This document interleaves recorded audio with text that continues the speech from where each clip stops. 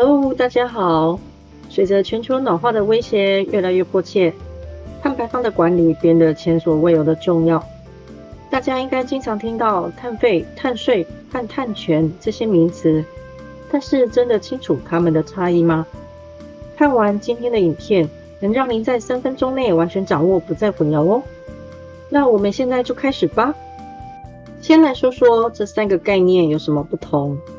碳家三兄弟，碳税、碳费跟碳权，其实都是碳定价 （carbon pricing） 家族的一员。而碳排放的单位通常以每公吨二氧化碳当量来当做一个计算单位。其他的温室气体，例如氧化亚氮跟甲烷，为了计算方便，也都会转换成每公吨二氧化碳当量来做一个计算哦。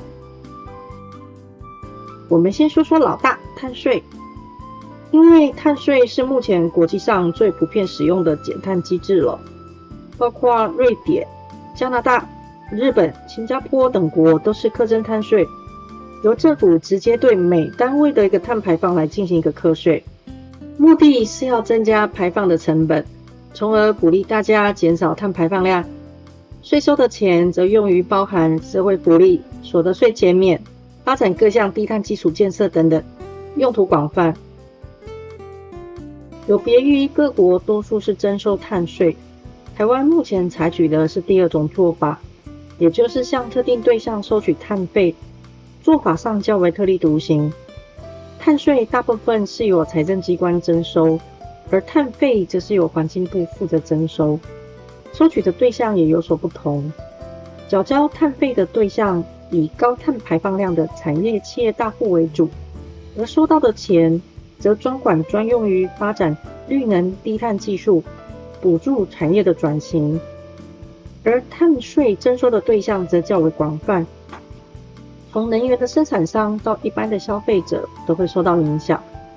台湾依照气候变迁因应法来征收的碳费，很容易与国外的碳税混在一起，但两者其实在征收的单位、用途上都有所不同。台湾目前是碳费先行，未来会不会另外征收碳税也说不准。为什么碳权排行老3呢？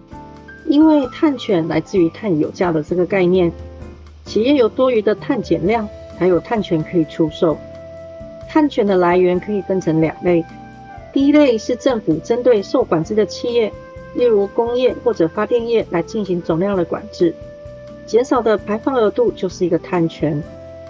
第二类是针对非受政府管制的企业自愿进行的减量计划，例如使用再生能源或者是种树，减量的额度也会产生碳权。产生的碳权可以拿到碳权交易平台来进行出售，有需要的企业来进行购买。大家有留意到吗？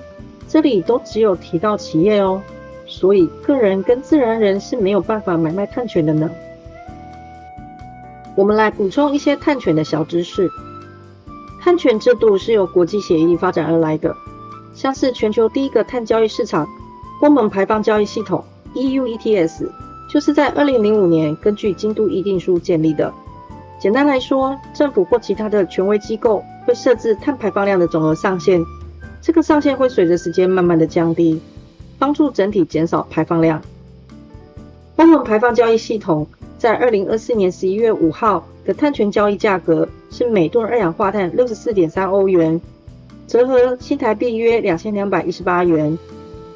而台湾的碳权交易平台也已经在2024年的10月2日正式上路咯，上架的碳权每吨在新台币2500到4000元之间。但因为政府目前课征的碳费的费率是1吨二氧化碳新台币300元起跳，标杆企业还能享有优惠的费率，远低于碳权交易平台的价格，也因此您可能也猜到咯，第一批上架的碳权目前都没有成交。以上的介绍是否有让您对于碳家三兄弟更为认识呢？最后，您对于人类能否共同努力扭转全球暖化这个浩大工程感到怀疑与沮丧吗？您是否也认为这是不可能的任务？人类会为了持续经济发展而牺牲环境的永续吗？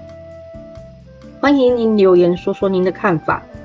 也别小看一点点的努力所带来的蝴蝶效应。您的订阅、分享以及按赞，就是对支持地球永续发展的第一步哦。我们下次见。